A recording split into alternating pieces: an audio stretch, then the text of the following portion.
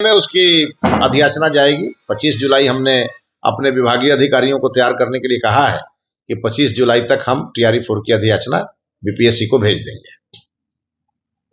पूरी तरह teacher transfer नीति लागू है। विभाग में उसको लेकर के सारी प्रक्रियाएं अब अंतिम दौर में है और अगले कुछ दिनों में ही शेड्यूल जारी हो जाएगा। और टीचर ट्रांसफर में चूंकि रेशनलाइजेशन हमारे लिए सबसे बड़ा मुद्दा है, जब तक हम छात्र और शिक्षक का अनुपात ठीक नहीं कर लेते तब तक टीचर ट्रांसफर करना बेमानी होगी।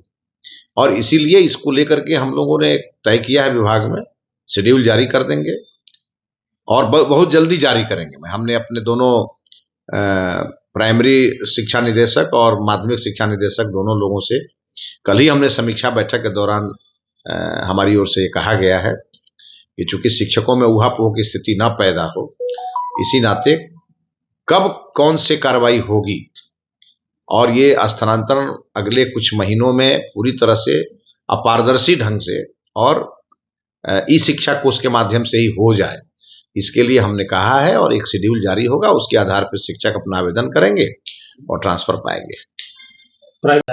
देखिए, हमने अध्ययन करना शुरू किया है। हमने अभी कोटा में जो कोचिंग चलते हैं, सीकर में जो कोचिंग चलते हैं, राजस्थान सरकार ने एक 2025 में एक कोचिंग नीति बनाई है, उसको लेकर के जो उसके अच्छे पार्ट हैं, मतलब उस कोचिंग नीति में जो अच्छे पार्ट हैं, कुछ हमारे विभाग ने भी बना के रखे हुए हैं, इन सबको लेकर के और हम अगले 1-1.5 महीने में बिहार में एक सशक्त और प्रभावी कोचिंग नीति लाएंगे और ला करके सभी कोचिंग संस्थाओं के लिए एक आप कहिए तो आदर्श आचार संहिता, मॉडल कोड ऑफ कंडक्ट उनके लिए ही लागू करेंगे।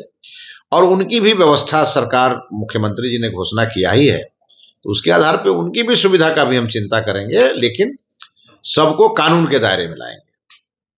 में उसकी अधियाचना जाएगी। 25 जुलाई हमने अपने विभागीय अधिकारियों को तैयार करने के लिए कहा है कि 25 जुलाई तक हम TRE-4 की अधियाचना बीपीएससी को भेज देंगे।